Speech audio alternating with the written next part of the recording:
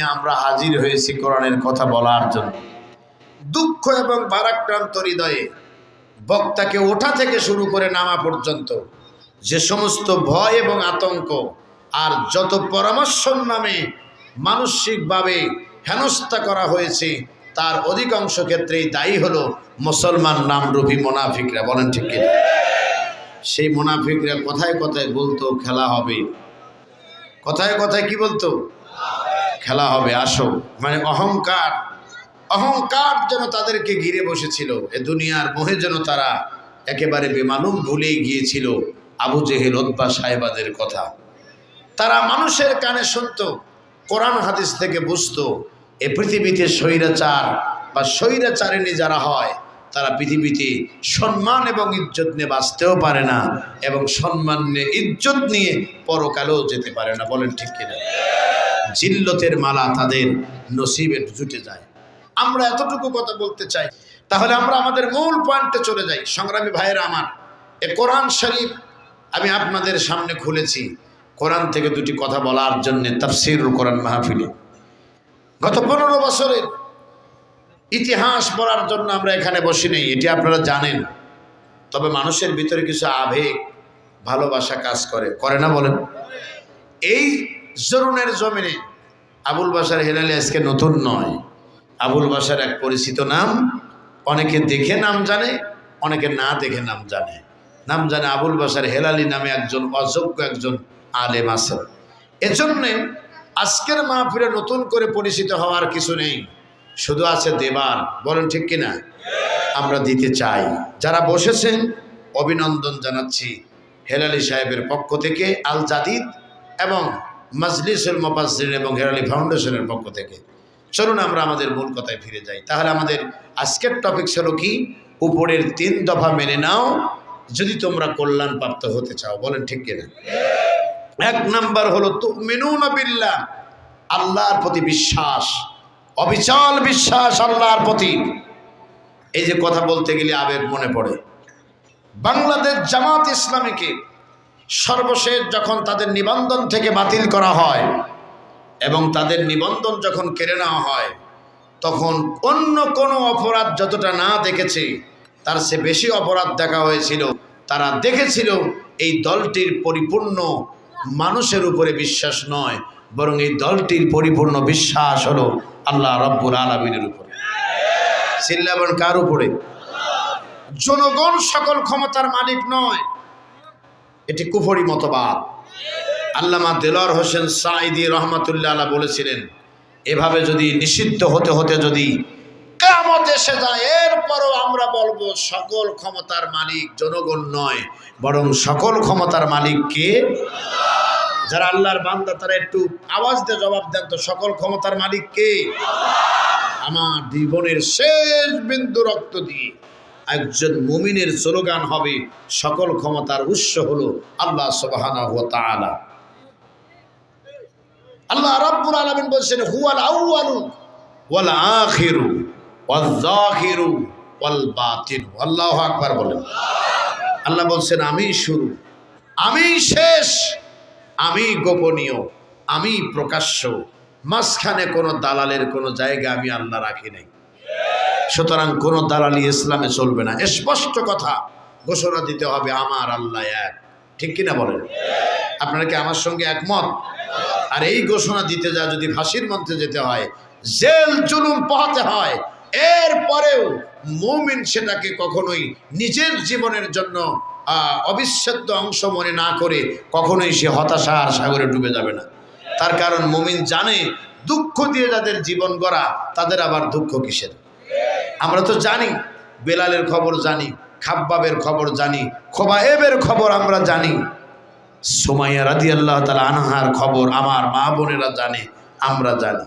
সুতরাং এদের জীবনের পথ যখন আমরা ধারণ করেছি, তখন আমরাও জানি সাইদি সাহেব 13 বছর মিথ্যা মামলায় 29,000 মহিলাকে ধর্ষণের মামলায় আমৃত্য কারাদণ্ড যদি তার হয়ে থাকে, আমিও যদি আল্লাহর পথে আহ্বান করি, নিঃসন্দেহে আমাকেও এরকম পরিস্থিতির শিকার হওয়া লাগতে পারে। এটা জেনেই আমরা এই দলকে সমর্থন করি। বলেন ঠিক কিনা? সংগ্রামী ভাইয়েরা আমার, জরুন গার্মেন্টস শ্রমিকরা যারা কষ্টের টাকা দিয়ে আজকের আয়োজন করেছেন, আমার প্রতিটি কথা আপনারা এই ভিডিওর মাধ্যমে পড়ে শুনবেন। প্রতিটি কথা আমি তাদের কষ্টের এই অর্থের বিনিময় হিসেবে আলোচনা উপস্থাপন করতে চাই। আল্লাহ কবুল করেন, বলেন আমিন। তাহলে তুমিনুনা বিল্লাহ, আল্লাহর প্রতি আন্তরিক বিশ্বাস। আমি বিস্তারিত ব্যাখ্যায় না গিয়ে শুধু তাফসীরের দিকে খেয়াল করে এতটুকু কথা বলে দিতে চাই। কয়েকটি কাজ পরিপূর্ণ না হলে একজন মানুষ আল্লাহর প্রতি আন্তরিক বিশ্বাস অর্জন করেছে এটি বলা যায় না। তার এক নম্বর হলো, অবশ্যই তাকে কথা মনে প্রাণে বিশ্বাস করতে হবে অস্তিত্বের মালিককে।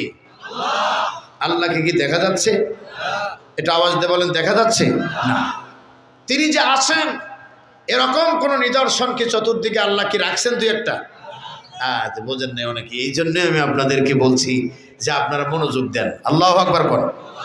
অনেকেই কিন্তু গ্রুপিং করে হয়ে গেছেন, বলছেন যে, কেউ বলছেন যে আছে, কেউ বলছেন নাই।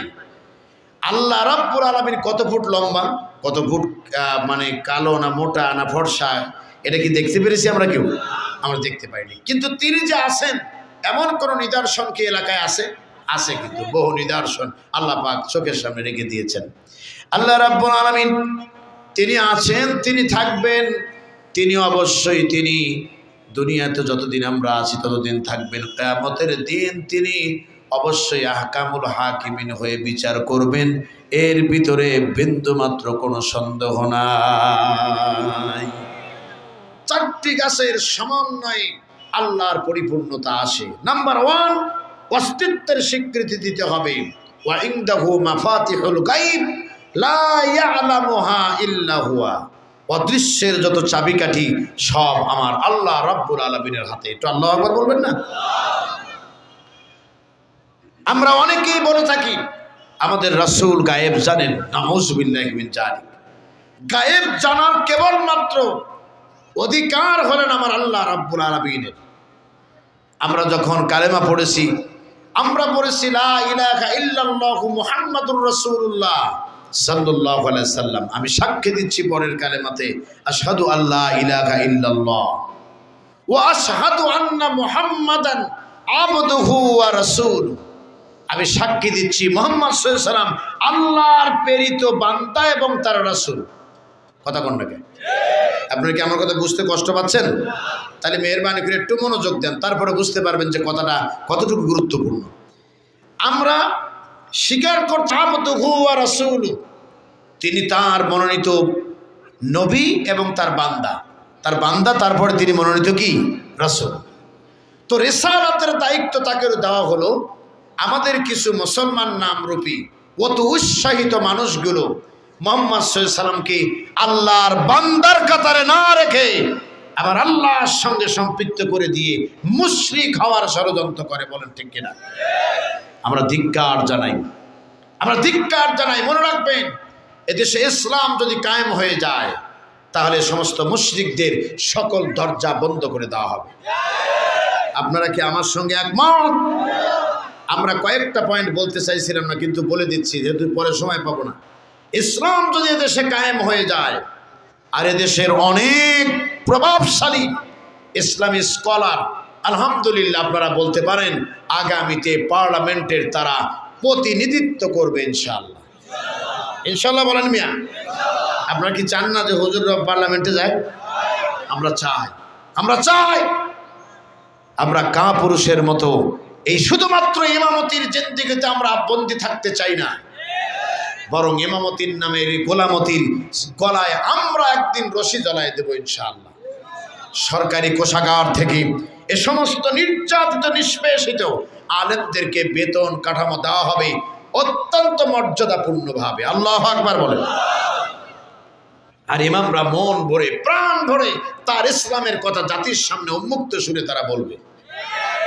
আমার হৃদয়ের কষ্টের কথা আপনাকে বললাম। আমার দেশের অধিকাংশ আলেমরা তারা এই সামান্য কমিটির নামে যারা মসজিদগুলো নিয়ন্ত্রণ করে, অধিকাংশ ক্ষেত্রে মসজিদ কমিটির সদস্য এবং মোতাওয়াল্লি যদি অপরাধের সঙ্গে জড়িত হয়, এরপরও তাদেরকে কিছু বলতে তারা সাহস পায় না। এর পিছনে মূল কারণ হলো তারা সামান্য একটি চাকরি এর উপরে বিভিন্ন হস্তক্ষেপ আসতে পারে। প্রিয় ভাই সব, 2 নাম্বার হলো এদেশের মহিলাদেরকে বলা হচ্ছে ইসলাম যদি ক্ষমতায় আসে মহিলারা নাকি কোনো সম্মান নিয়ে চলতে পারবে না। পৃথিবীর ইতিহাস হলো মুহাম্মদ সাল্লাল্লাহু আলাইহি সাল্লামের কর্তৃক আল্লাহ রাব্বুল আলামিন নারীদের যে অধিকার দিয়েছেন, পৃথিবীর সমস্ত নারী জাতি মুহাম্মদ সাল্লাল্লাহু আলাইহি সাল্লামের জন্য যদি জীবন পর্যন্ত দিয়ে দেয়, এরপরেও তার ঋণ শোধ করতে পারবে না। আমার ভাইরা, আমি আরেকবার আপনাদেরকে স্মরণ করছি, আপনারা মনোযোগ দিয়ে কথাগুলো শুনবেন। মুহাম্মদ সাল্লাল্লাহু আলাইহি সাল্লাম নারীদের জন্য যা করেছেন, সুতরাং তার আদর্শ দেওয়া ধর্মে অনুসরণ করলে, প্রতিষ্ঠিত হলে তারাও সেই মর্যাদা পাবে। এদেশে মহিলা মেডিকেল কলেজ কি এককভাবে আছে? মহিলা বিশ্ববিদ্যালয় আছে? মহিলা বড় ধরনের কোনো শিল্প কারখানা শুধু মহিলারা চাকরি করবে এমন আছে? নাই। আর ইসলাম যদি কায়েম হয়ে যায়, মহিলা বিশ্ববিদ্যালয় হবে, সেখানে পুরুষের যাওয়া নিষেধ। মেডিকেল বিশ্ববিদ্যালয় থেকে মহিলা সার্জন বের হবে, আর মহিলাদের গুরুত্বপূর্ণ চিকিৎসার জন্য আর পুরুষ মহিলার গায়ে হাত দিতে পারবে না। আজকে বোকার স্বর্গে আমাদেরকে ঢুকিয়ে দিয়েছে। তারা বলতেছে ইসলাম কায়েম হয়ে গেলে নারীকে এক ঘরে ঢুকিয়ে দিবে। তুমি তো ইসলাম সম্পর্কে আজও কিছু বুঝতেই পারো না। তোমার সুন্দরী স্ত্রী সিজার করার জন্য ডাক্তারের কাছে নিয়ে গেছো, অন্য পরপুরুষ ডাক্তার তোমার স্ত্রীর কাপড় খুলে সিজার করে দিচ্ছে, তুমি প্রতিবাদ করতে পারতেছো না। আর ইসলাম যখন কায়েম হয়ে যাবে, ওই নারীর ওই অপারেশন থিয়েটারে ঢোকা নিষেধ পুরুষের জন্য, আর কেউ ঢুকতে পারবে না। চাকরি মহিলাদের গার্মেন্টসের সারিতে সারিতে ঘুরতে হবে না, বরং মহিলারা মর্যাদা নিয়ে চাকরি করবে, এবং মহিলা সেক্টরে কেবলমাত্র মহিলারাই চাকরি করবে, অন্য কোনো পুরুষ সেখানে ঢুকতে পারবে না। কে বলছে মহিলারা চাকরি করতে পারবে না? এই সমস্ত বোকা কথা আর আমাদের বলবেন না। আমরা এদেশের মাটিতে ইনশাআল্লাহ আগামী দিনে যদি ইসলাম প্রতিষ্ঠিত হয়ে যায়, সমস্ত কিছু আমরা অক্ষরে অক্ষরে ইসলামের বিধি মোতাবেক পালনের চেষ্টা করবো ইনশাআল্লাহ। ইনশাআল্লাহ বলেন মিয়া, ইনশাআল্লাহ বলেন। আর মাজারের নামে যারা ফাজলামি করেছে, মাজারকে যারা ব্যবসার কেন্দ্র বানিয়ে, মাজারকে যারা সেজদার জায়গা বানিয়েছে, এ মাথা তো মানুষের কাছে নত হওয়ার জন্য আল্লাহ সৃষ্টি করে নাই। এ মাথা নত হবে কেবল কার কাছে? এতগুলো তরুণ মানুষ এক বাক্যে বলেন, মে মাথা নত হবে কার কাছে? সে আল্লাহ সুবহানাহু ওয়া তাআলা ছাড়া কারোর কাছে মাথা নত হবে না। সমস্ত বাজার ভেঙে গুড়িয়ে দেওয়া হবে। আমরা ওলিয়ে কেরামকে সম্মান করতে জানি। এই সম্মান বলতে এই নয় যে শাহজালালের মাজারে গিয়ে মাথা নিয়ে সেজদা করতে হবে, বরং এ মাথা কেবল আল্লাহকেই সেজদা করবে। বলেন ঠিক কিনা? সুতরাং আল্লাহকে আল্লাহ বলে মানতে হলে আমাদের প্রথম নাম্বার চিৎকার, 1 নাম্বার হলো তাকে পরিপূর্ণভাবে মানতে হলে অস্তিত্বের গ্যারান্টি দিতে হবে। এবার বলেন তো, আল্লাহ আছে না নাই? আল্লাহ আছে। আমার 5ই আগস্টে বেশি ইমান বেড়ে গেছে এ আল্লাহ আছে বলে। সুবহানাল্লাহ বল।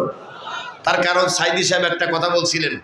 সাইদি সাহেব বলেছিলেন, যেদিন ক্ষমতা থাকবে না সেদিন এই সমস্ত এমপি মন্ত্রীদের কোমরে রশি বেঁধে প্রশাসন টেনে নিয়ে কোথায় উঠাবে? কোর্টে উঠাবে। কথা কন না? অবাক করা বিষয় হলো, এখন সেই এমপি মন্ত্রীদেরকে কোমরে রশি লাগায়া আদালতে উঠানো হচ্ছে। চতুর্দিক দিকে আগে আমরা দেখতাম যাদেরকে কোর্টে নেওয়া হতো তাদের জন্য মানুষ চিৎকার করে কাঁদতো, নিও না। আর এখন দেখি চতুর্দিক দিয়ে শুধু উড়ে যা ঘুষি দিতে চায়। একটু ছেড়ে দেন, আমরা একটু খেলে নিই। কথা কন না? একটু ছেড়ে দেন, একটু খেলি। কেননা খেলা কথা বহু শুনেছি, আমি প্রতিটি মাহফিলেই বলি, না বললে আমার ভালো লাগে না। কথা কন না? মাখরাজ করে করে বলতো, দেখতে দেখতে 15 বছর, সামনে আরো 5 বছর, মানুষ বাঁচে কত বছর। চিৎকার দিয়ে বলতো খেলা হবে। একটু কিভাবে বলতো বলেন তো? একটু মাকরাজ করে বলেন, খেলা। চিন্তা করছেন তো কত বছর? আর খেলবে কার সাথে বলেন? খেলার কি কোনো জায়গা আছে? সব খেলা শেষ। এবার আসল খেলা সামনে দেখবা, সে আসল খেলার নাম হলো এই কোরআনের খেলা। বলেন ঠিক কিনা? আর শাহরিয়ার কবির নাই, নাস্তিক মনসুর আর নাই, এদেশের মাটিতে জাফরুল্লাহ আর বাংলাদেশের মুসলমানদের কোমলমতি সন্তানদের সিলেবাস নিয়ে আর নাটক করতে দেওয়া হবে না। কথা বলেন ঠিক কিনা? এদেশের সন্তানেরা, মুসলমানের সন্তানেরা মুসলমানদের সিলেবাসে পড়বে। এই অধিকার আমার। একজন হিন্দু ভাই বোন তিনি তার মূর্তি পূজা করবে, তার উপাসনালয়ে যাবে, এটা যেমন তার নৈতিক অধিকার। হিন্দু যেমন গেল, খ্রিস্টান তেমন তার গির্জায় যাবে, এটা তার নৈতিক অধিকার। সে তার ধর্মগ্রন্থ গবেষণা করবে, তার নৈতিক অধিকার। আমি মুসলিম, অ্যাজ এ মুসলিম হিসাবে আমি আমার ধর্মগ্রন্থ পড়ব, ধর্মীয় আচার অনুষ্ঠান এবং ধর্মীয় প্রার্থনালয়ে আমি ঢুকবো, এটা আমার নৈতিক অধিকার। এটা যারা খর্ব করেছে, আশা করি তারা দুনিয়াতে জিল্লত নিয়ে বাঁচতে পারবে না। ইজ্জত নিয়ে বাঁচতে পারবে? তাদের জিল্লতের মালা গলায় নিয়ে বিদায় নিতে হবে ইনশাআল্লাহ। বলেন। আমরা পৃথিবীর ইতিহাস জানি, আমাদের মন বারবার বলতেছে কিন্তু বলে সাহস পাচ্ছি না। কেন পাচ্ছি না জানেন? তার কারণ আমাদের তো মাথায় টুপি আছে। কি করেন? কুকুরের কাজ কুকুর করেছে, কামড় দিয়েছে পায়, তাই বলে কি কুকুরের পায়ে কামড় দেওয়া মানুষের শোভা পায়? এজন্য আল্লাহ নবীকে বলেন, নবী খুঁজিন আফওয়া, হ্যাঁ নবী ক্ষমার নীতি অবলম্বন করুন। আপনি মানুষকে ক্ষমা করেন, আল্লাহু আকবার করুন, মানুষকে ক্ষমা করেন, কেননা ক্ষমার মতো মহৎ কাজ আর নাই। আপনাকে ক্ষমতা থাকার পর একজনকে ক্ষমা করে দেন, এর চেয়ে বড় পাওয়া আর কিছু নাই। আপনাকে দেখতে পারে নাই, এখন তাকে সুন্দর ভাষায় সালাম দিবেন, আপনি দেখবেন যদি মনুষ্যত্ববোধ থাকে এর চেয়ে বড় আঘাত আর কিছু হতে পারে না। এজন্য যেদিন 5ই আগস্টের এই ঘটনা ঘটলো, সম্ভবত 6ই আগস্টে আমি আমার এলাকায় গেলাম। ভাবলাম সামনে নির্বাচন, আমি না আসলে আরেকজন তো আসবে, আমার দলের পক্ষ নিয়ে তো ভোটও চাইতে হবে। এখন যদি নিরাপত্তা দিতে না পারি, এরা মনে মনে ভাববে ক্ষমতা পাইলে তো আরও পিটবে ধরে। কথা কন না গায়ে? তা আমরা যা বললাম, ভাইয়েরা আমার, কে আওয়ামী লীগ, কে বিএনপি, কে জামাত, এটা কোনো দেখার বিষয় নয়, বরং দেখার বিষয় হলো আমরা মানুষ। চিল্লায় বলেন ঠিক কিনা? এই অধিকার নিয়ে সামনে এগিয়ে যাও, সবাইকে ক্ষমা করে দাও। আর যদি মেজর কোনো প্রবলেম থাকে, কারোর অধিকার নিয়ে, নৈতিকতা নিয়ে, সম্পত্তি নিয়ে কেউ যদি দখল করে থাকে, আর যদি তাকে 1 ফোঁটা রক্ত জড়িয়ে থাকে, প্রতি ফোঁটার রক্তের বদলা এ বাংলাদেশের জমিনে জালেমদের কাছ থেকে আদায় করা হবে ইনশাআল্লাহ। আর ইনশাআল্লাহ বলেন না কেন? আমরা সাইদি সাহেবকে ভালোবাসতাম আল্লাহর জন্য। কার জন্য ভালোবাসতাম? তেনার প্রতিটি কথা, এক ছাত্রলীগের এক নেতা আমাকে ফোন দিয়ে বলল, ভাই হুজুরের তো সব কথা মিলে যায়। বললাম না, হুজুর রাজাকার ছিল তো, মেলাটা বড় কঠিন, এখন মিলে যেতেছে, বুঝতে চাও। জ্বর ফুর হয়ে গেলে বাদাম বাজা খুব বেশি উপকারে আসে না, চলে গেছে। সাইদি সাহেব একটা উদাহরণ বলছেন, গতকাল আমি একটু বলছিলাম শেষের দিকে। উদাহরণ যে সাপ আর ব্যাঙের সাথে বন্ধুত্ব। ব্যাঙ সবসময়ের জন্য সাপকে দেখে একটু সমীহ করবে, এটাই স্বাভাবিক। তো বলছে, দোস্ত একটু দুজন একটু খোঁজ গল্প করি, আলাপ করি। আলাপের এক পর্যায়ে সাপকে ব্যাঙ ডেকে বলেছে, বন্ধু তোমার সব ভালো লাগে, চেহারাটাও তোমার তেল তেলে সুন্দর, আবার যখন তোলো আঁকা ডাকা গোড়া ডাক এগিয়ে বা দোড়া কাটা ধাক, এ দেখতে সুন্দর লাগে, কিন্তু মাঝে মধ্যে যে ফোঁস দাও, এটা দেখে একটু বিরক্ত লাগে। তার কারণে এত রাগা ভালো না। কথা কন না, এত রাগা ভালো না। তো এই ফোঁসটা না দিয়ে থাকতে পারো না, সোজা থাকলেই তো পারো, এত আঁকা বাঁকা করো কে? যেই বলেছে, যে লোকটা দেখবেন বেশি পাওয়ার থাকে, ও লোকটা কিন্তু নাই অতিভদ্র হয়ে যায়, আর নাই অতিরিক্ত বেয়াদব হয়ে যায়। তো সাপ চিন্তা করেছে ব্যাঙ আমার সামনে উপদেশ দেয়, সাংঘাতিক ব্যাপার, হোস করে উঠেছে। কথা কি বলছেন? ব্যাঙ চিন্তা করেছে, সর্বনাশ, আমার বন্ধুত্ব আগের সুরত ফিরে এসে লাভ দিয়ে যা পানির ভিতরে পড়ছে। পানির ভিতরে পড়ার পরে কিছুক্ষণ পর যেই শুনছে ফোঁস, পাশেই ছিল লাঠি হাতে দাঁড়াইয়া হেদায়েতুল্লাহ নিয়ে রাখাল। কি নিয়ে? হেদায়েতুল্লাহ। একটু আওয়াজ দিয়ে বলেন, কি? হেদায়েতুল্লাহ। এইটা নিয়ে দাঁড়ায় আছে রাখাল। যেই দেখছে ঘুরে দেখে সাপ, ইচ্ছা মতো কটা গাড়ের ভার দিছে। আপনি বলেন তখন কি আর ঠোঁস দেওয়ার ক্ষমতা আছে? কথা বলেন আছে? কিছুক্ষণ পর ব্যাং উপরে উঠে এসে দোস্ত ঠান্ডা হয়েছে নাকি দেখে আসে। আল্লাহ রস্তে উপরে এসে দেখে সিদরাতুল মুনতাহায় পৌঁছে গেছে। কাছে বসে থেকে সোজা হয়ে শুয়ে আছে। ব্যাং সাপের কাছে বসে থেকে দুঃখ করে দোস্ত সেই ভালো হইলে, কিন্তু সময় থাকতে হলো না, আর নিজের জীবনটাকে বরবাদ করে দিলে। কথা কন না কেন? বিগত সরকারের সকল কর্মী বাহিনীকে বলতে চাই, এই মাহফিল বন্ধ করার কোনো অধিকার তোমাদের ছিল না। এ মাহফিল বন্ধ না করলেও পারতে। মানুষদেরকে সিট ব্যানার্জির নামে বিশ্ববিদ্যালয়গুলো দখল না করলেই পারতে। আর বিশ্ববিদ্যালয়গুলো ক্যান্টিনগুলোকে নিজেদের বাপ দাদার বাড়ি না বানালেই পারতে। সব জায়গায় যখন ব্যানার্জি আর ব্যানার্জি করলে, আল্লাহ পাক বললেন আমি ছাড় দিয়েছিলাম, এখন ছেড়ে দিব না।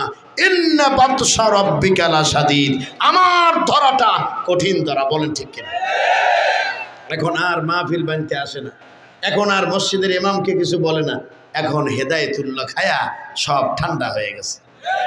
কথা বলেন ঠিক কিনা? আমরা চাই না এদেশের মাটিতে আবার কোনো স্বৈরাচারের জন্ম হোক। আমরা চাই আমরা স্বাধীন সার্বভৌম দেশে আমরা স্বাধীনতা নিয়ে যার যার কথা বলে আমরা দুনিয়াতে চলতে চাই। বলেন ঠিক কিনা? প্রিয় ভাই সব, কষ্ট হয়ে গেল বোধহয় আপনাদের? একটু আল্লাহু আকবার বলবেন না? আমি কর্তৃপক্ষকে ধন্যবাদ জানাচ্ছি। বিশেষ করে আমি 30 সেপ্টেম্বর মাহফিল করেছিলাম কুদ্দুসনগর হাই স্কুল মাঠে। সেই মাহফিলের জনগণের উপস্থিতি ছিল আরো চোখে পড়ার মতো, আলহামদুলিল্লাহ কোন। এবং বাংলাদেশ জামাত ইসলামীর কোনাবাড়ি শাখার সেই উদ্যোগের মাহফিলে আমি প্রাণ ভরে উপস্থিতি দেখে আমার হৃদয়কে প্রশান্তি এনেছিলাম। আজও আপনাদের পেয়ে আমি আল্লাহর শুকরিয়া জ্ঞাপন করছি। তার কারণ আপনাদের এইভাবে যদি আয়োজন না হতো, এতগুলো মানুষকে একদিনে তো আমি দেখতে পারতাম না। আমি কি দেখতে পারতাম? আমি এই একটু আগে আমার গাড়িটা যখন চরুন মোড় ঘুরে যখন ইসলামের দিকে যাচ্ছিল, আমার সামনে আমার এক বন্ধু বসেছিলেন। আমি বললাম এখন যদি সামনের সিটে থাকতাম তাহলে আমার গাড়িটা থামানো লাগতো। তো বললো কারণ কি? বললাম এটা জরুর, আপনাকে বুঝতে হবে। এমন লোক আমার সামনে দিয়ে হেঁটে গেছে, আমি হেলালির গ্লাসটা নিয়ে খুলে ফেলে দিত। আল্লাহু আকবার কোন।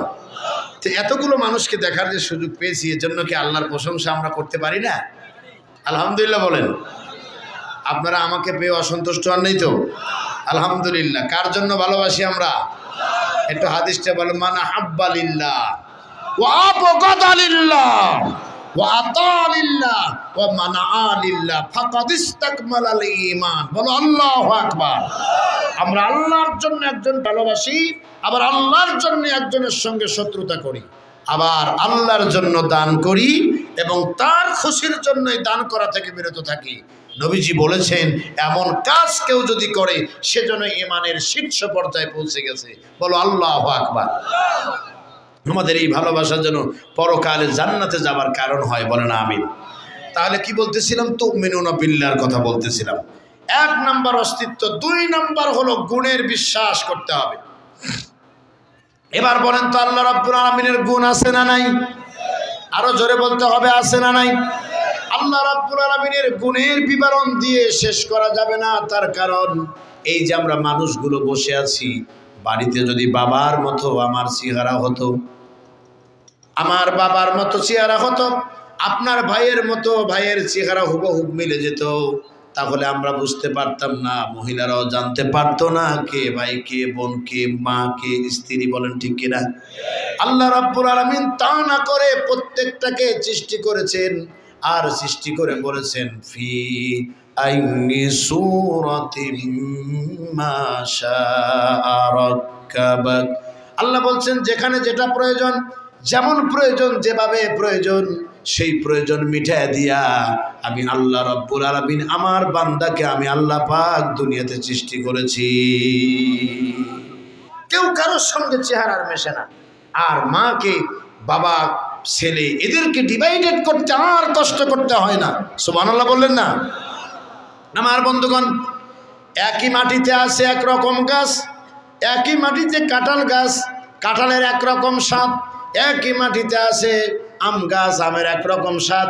আবার আমের মধ্যে ভিন্নতা আছে, কোনোটা হাড়িভাঙ্গা, কোনোটা ন্যাংরা, কোনোটা গোপালভোগ, কত নাম দিয়ে আমরা আমগুলো আমি উপভোগ করলাম। আল্লাহ পাক ডেকে বলে, এ সকল কৃতিত্ব আমি আল্লাহ রাব্বুল আলামিনের। সংগ্রামী ভাইয়ের আমার, এত গুণে গুণান্বিত হই যে মহান রব্বুল আলামিন তিনি পৃথিবীকে সাজালেন। সে আল্লাহকে যদি মানতে চাও, এই গুণের সঙ্গে অন্য কাউকে কোনো শরীক করা যাবে না। 3 নম্বর বলছি, খুব সংক্ষেপে বলছি। 3 নম্বরটা হলো আল্লাহ রাব্বুল আলামিনকে ক্ষমতার মালিক মানতে হবে। এটা আওয়াজ দেবার, ক্ষমতার মালিক কে? সত্যি তো ক্ষমতার মালিক, ক্ষমতার মালিক আল্লাহ রাব্বুল আলামিন। বিগত সরকার তারা বলেছিল আমরা 41 সাল পর্যন্ত এদেশের মাটিতে টুপিদারির উপর অত্যাচার চালায় যাবে। তারা কি পেরেছে? কথা বলেন, তারা কি পেরেছে? 41 সালকে যদি 24-এর সঙ্গে মাইনাস করেন কত আছে? 16 বছর নাকি? 16 নাকি 17? 16 বছর। 16 বছর না 24-এর সাথে 17 বছরই তবে 41 সাল। 17 বছর আগেই আল্লাহ পাক বললেন এত অত্যাচার করে আর দুনিয়াতে থাকা যাবে। তাহলে বোঝা গেল ওই মানুষের ক্ষমতা বাহ্যিক যদি একটু লাফালাফি দেখাও যায়, আসল ক্ষমতার মালিক কে? ফেরাউন স্বৈরাচারিত করে কি করেছিল? আপনি সর্বশেষ কথাটা একটু টাচ দিয়ে বুঝিয়ে দিই। এমন মারা মারতে শুরু করলো, আল্লাহর পক্ষ থেকে মুসা আলাইহিস সালামকে বললেন, মুসা আজকের রাতের পরে আর আপনাকে এলাকায় থাকতে দেওয়া হবে না, যেভাবেই হোক অত্যাচার করবে। 4 তারিখে বাংলাদেশ জামাত ইসলামীকে নিষিদ্ধ করলো নির্বাহী ক্ষমতা বলে। বলেন ঠিক কিনা? করছে কিনা বলেন? 5 তারিখে আল্লাহ রাব্বুল আলামিন একেবারে ডাইরেক্ট মুসা আলাইহিস সালামের ঘটনার মতো আল্লাহ ওদেরকে নিষিদ্ধ করে দিলেন। কিভাবে হলো?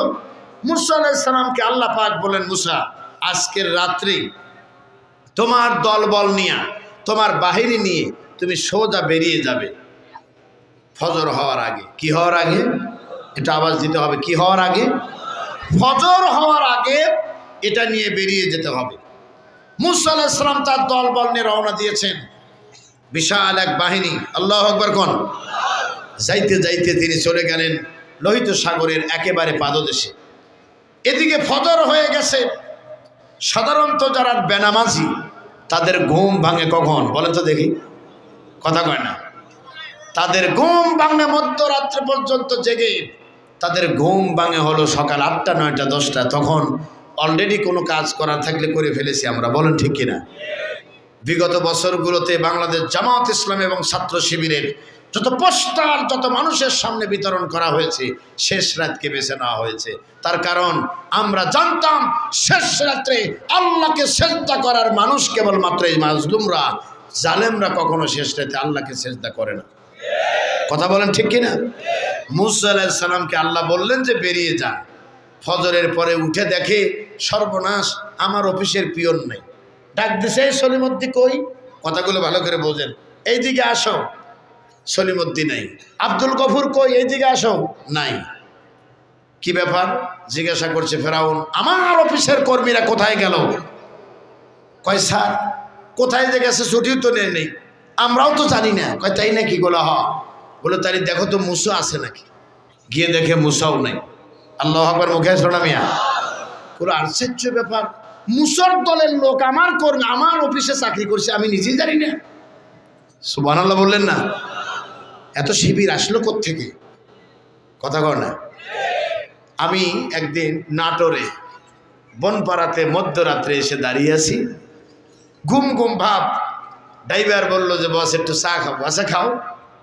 দেখি পুলিশের গাড়ি এবং পুলিশের কয়েকজন সদস্য একসাথে বসে চা খাচ্ছে। তো বিগত বছরগুলোতে তো পুলিশ দেখলে একটু ফাঁকে থাকতাম খালি। তাহলে তুই চা নিয়ে গাড়িতে বসে খাবো না, আমি যাবোই না ওই জায়গা। কথা কি বুঝতে পারছেন? তার কারণ ভিতরে ভিতরে আমার অনেক অভিজ্ঞতা আছে, যা বলতে পারবো না। পুলিশ ধরে নিয়ে আমাকে কথা পর্যন্ত বলছে কয় টাকা আছে দেন। তাহলে এই অভিজ্ঞতা তো আর আপনি পড়েন নাই। পড়ছেন কি? অতটা পড়েন নাই। তো মজার কথা হলো বনপাড়াতে একটা ছোট অল্প বয়সে একটা পুলিশ এসে আমাকে বলতেছে, আসসালামু আলাইকুম হুজুর, ভালো আছেন? আপনি কি হেলালি সাহেব? তা আমি বললাম যে আমি এত লোকালে টুপি খুলে নামলাম, তা আমার চিনে ফেলে দিলেন, ঘটনা কি? কয় আপনি রংপুর মিঠাপুকুরে মাহফিল করেছেন, তা আপনি কি করেন? কয় আমি আপনাদেরই লোক। সুবহানাল্লাহ কোন। আমি ওসি সাহেবের অফিসের দায়িত্বে আছি। তখন আমার ওই মুসার কথা মনে পড়লো, ফেরাউনের সময়ের কথা।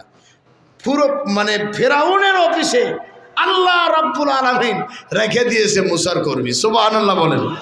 তথ্য আসতে কি আর বেশি সময় লাগবে? কথা কয় না, তথ্য আসতে বেশি সময় লাগবে? আমি দেখে তাকায় রইলাম, বললাম তুমি এখানে গুরুদাসপুর থানাতে, তুমি ওসি সাহেবের? কয় যে গানম্যান। আমি দেখেন আমার কাছে অস্ত্র আছে। আমি বললাম ঠিক আছে, অস্ত্র থাকে যাই থাকে, তুমি ওখানে যাও, বেশি ভালো লাগতেছে না, যাও। তার কারণ তোমরা যে এই অবিশ্বাসী লোকেরা আমরা জানি। সুবহানাল্লাহ কোন।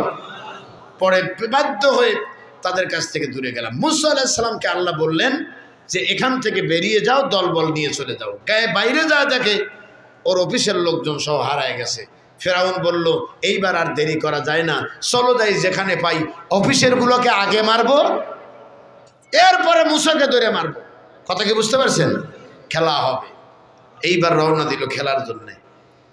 সারাশি আক্রমণ, যত সময় লাঠিয়াল বাহিনী নিয়ে রওনা দিয়েছে, এর মধ্যে আল্লাহর হস্তে লোহিত সাগরের পাদদেশে পিঠ লাগাইয়া মুসা আলাইহিস সালাম ইচ্ছা মতো ওয়াজ করতেছে। বলেন সুবহানাল্লাহ। বহু দেরি হয়ে গেছে আসতে ফেরাউনের। ওয়াজ এমন জুমে গেছে আর কেউ লোকমা দিয়েও সাহস পাচ্ছে না। সুবহানাল্লাহ কোন। তাকায় দেখে পিছন দিকে সারাশি আক্রমণ, তিন দলে বিভক্ত হয়ে একেবারে লাঠিয়াল বাহিনী অস্ত্র নিয়ে একেবারে সজ্জিত হয়ে আসতেছে মুসার দিকে। পাশে থেকে একজন কাছে কাছে মুসা আলাইহিস সালামকে বললেন, আপনি তো ওয়াজ করতেছেন, আপনার তো মাথা ঠিক নাই, যাই কিছু হয়েছে একটু পিছনে তাকায় দেখেন আসলো কিন্তু। মুসা আলাইহিস সালাম বললেন কি? তাকায় দেখে আসলো। বলল কাল্লা, কখনো নয়, রব্বি সাইয়াহদি, অবশ্যই আমার আল্লাহ আমাকে পথ দেখাবে। বলো আল্লাহু আকবার, বলো আল্লাহু আকবার। মুসা আলাইহিস সালামের এই স্লোগান আর বর্তমান সময়ের জালেমদের বিরুদ্ধে ছাত্রদের স্লোগান। তারা বলেছিল এক কথা এক দাবি, স্বৈরাচার তুই কবে যাবি। এই স্লোগানে উৎকণ্ঠা উদ্বেলিত হয়ে সবাই সামনের দিকে এগিয়ে গেল। নারায়ে তাকবীর, আল্লাহু আকবার। এটা আওয়াজ দিয়ে বলো কি? সিরাজগঞ্জের মানুষ তো এখানে অনেক আছেন, তাই না? আমি নাম বললে তার চিনতে বাকি নেই। সিরাজগঞ্জের কাজীপুরের ডেকুরিয়া মাইজবাড়ি ইউনিয়ন পরিষদ কমপ্লেক্সের ঐতিহ্যবাহী তাফসির মাহফিলে আমি এবছর একদিন কথা বলেছি। আমির হামজা ছিলেন একদিন। তো সেই মাহফিলে জনগণ মঞ্চে নেওয়ার আগেই আমাকে বলল, হুজুর এটা এই জমিন যে জমিনে দাঁড়িয়ে আমরা 15 বছর আল্লাহু আকবার তাকবীর দিতে পারি নাই। কেমন লাগতে পারে বলেন তো? আপনার ভিতরে কেমন লাগতে পারে? বলেন না কেন, কেমন লাগতে পারে? 5 বছর নয়, 10 বছর নয়, 17 বছর এই বাংলার জমিনের এক জায়গায় বসে থেকে নারায়ে তাকবীর আল্লাহু আকবারের আওয়াজ দিতে পারেনি। অবাক হয়ে তাকিয়ে মঞ্চে চলে গেলাম। নামাজ সময় চোখে জর্জরিত পানি নিয়ে কিছু ভাই এসে বললেন, আত্মা ভরে গেছে হুজুর, আমরা বহু বছর পর আল্লাহকে তাকবীর দিয়ে বলতে পারছি। আল্লাহু আকবার বলেন। আল্লাহকে যদি মানতে চাও, অস্তিত্ব মানার পরে, গুণ মানার পরে স্বীকার করে নাও ক্ষমতার মালিক কে। আরো জোরে বলেন, ক্ষমতার মালিক কে। হুঁশিয়ার হয়ে যান যারা ক্ষমতার দাপট দেখিয়ে মানুষের নৈতিকতাকে বিসর্জন দেওয়াইছেন। মনে রাখবেন, আল্লাহ ছাড় দিবেন কিন্তু ছেড়ে দিবেন না। আজ হোক কাল হোক, যার যতটুকু অপরাধ ছিল এর প্রায়শ্চিত্ত আপনাকে ভোগ করতেই হবে। আপনি ঠেকায় রাখতে পারবেন না। জোরে বলেন, পারবেন? পানির কাজ হলো তার নির্দিষ্ট গতির দিকে রওনা দেওয়া, যত বাধা হোক সে তার গতির দিকে যাবেই। বলেন ঠিক কিনা? মাসলুম কেঁদেছিল উৎকণ্ঠার আওয়াজ দিয়ে, আল্লাহ দেখিয়ে দিয়েছেন তা। এত ক্ষমতার দাপট। ঝিনাইদহের এমপি আনার হত্যার মধ্যে একটা ঘটনা লুকিয়ে আছে। আমি কি বলবো? চিল্লায় বলেন, বলবো? এমপি আনার হত্যা যখন তদন্ত করতে গিয়েছিল। তদন্ত কর্মকর্তারা তারা বলেছিল তার লাশ এদেশে নাই, আমরা তাকে কোথায় রাখছে তাও জানি না। তারা অনুসন্ধানী রিপোর্ট বের করলো, কলকাতা গিয়ে কাবাব বের করলো টয়লেট থেকে। কথা কয় না, এটা জবাব দেন না কেন, বাইর করছে কিনা? কিন্তু এমপি আনার এমন এক সন্ত্রাস ছিল যার চোখের সামনে মানুষকে মানুষ মনে করা হতো না। সেই স্বৈরাচারের দোসররা এমপি আনারের নেতৃত্বে বাংলাদেশ ইসলামী ছাত্র শিবিরের এক নেতাকে আটকানো হয়েছিল। আমি গ্যাঞ্জাম পছন্দ করি না। কে আসতেছে বলেন, আমি নাম বলে দিই। প্রধান অতিথি বলতে আমাদের সাজ্জাদ ভাই, না নাকি? সাজ্জাদ ভাই আসতেছেন? জি আলহামদুলিল্লাহ, আমাদের প্রিয় সাজ্জাদ ভাই উনি আসতেছেন।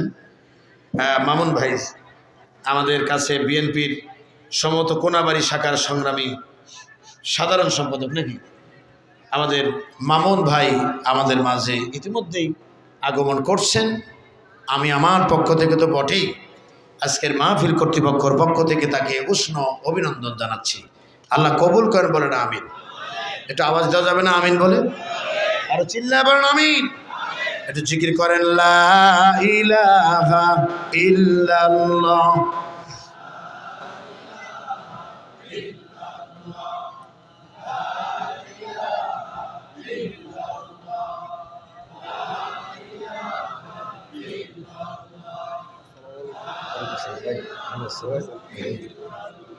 সবাই লা ইলাহা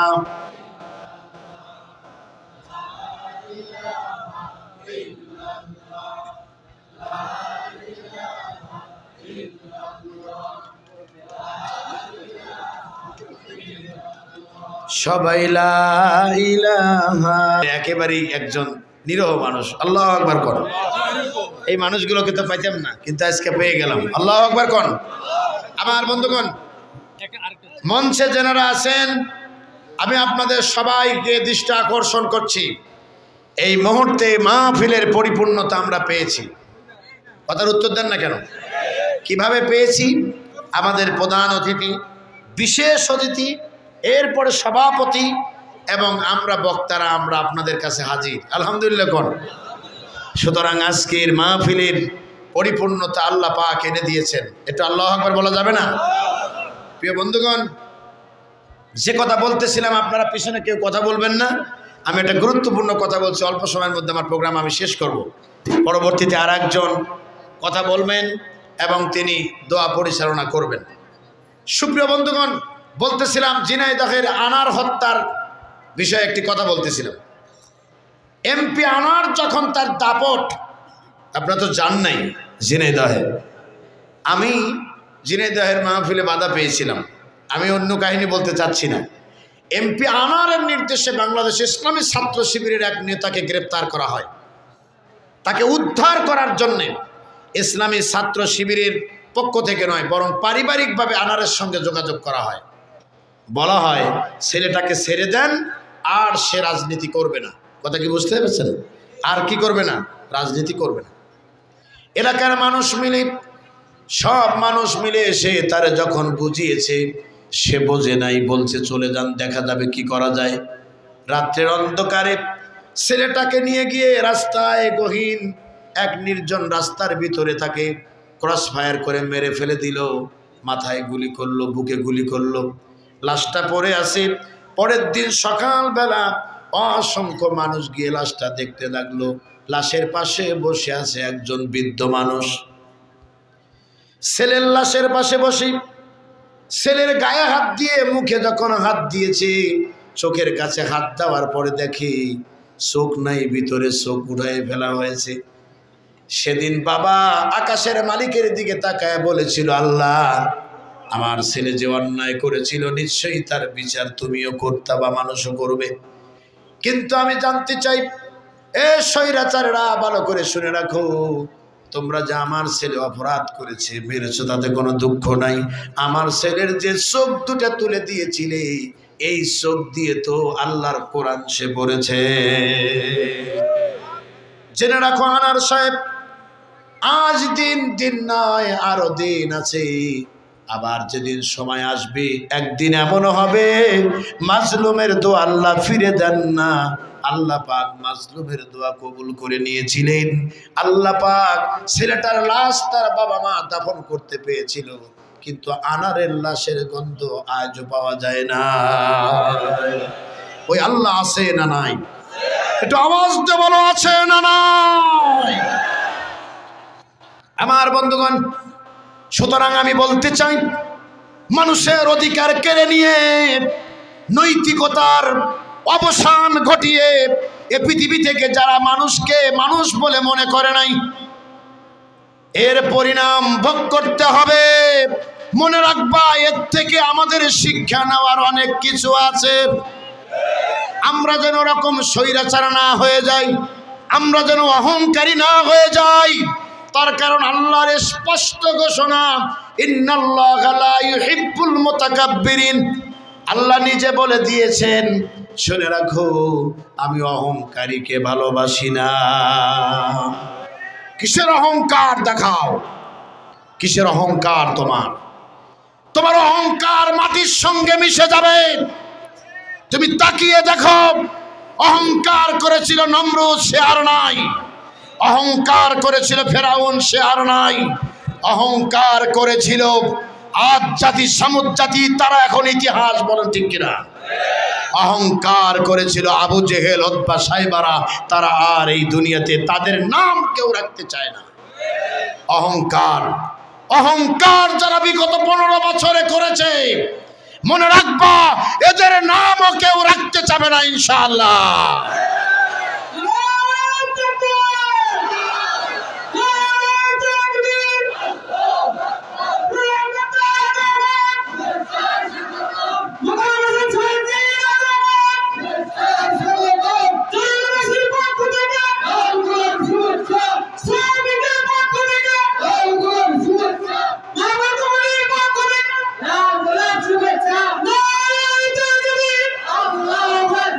জি, শুকরান।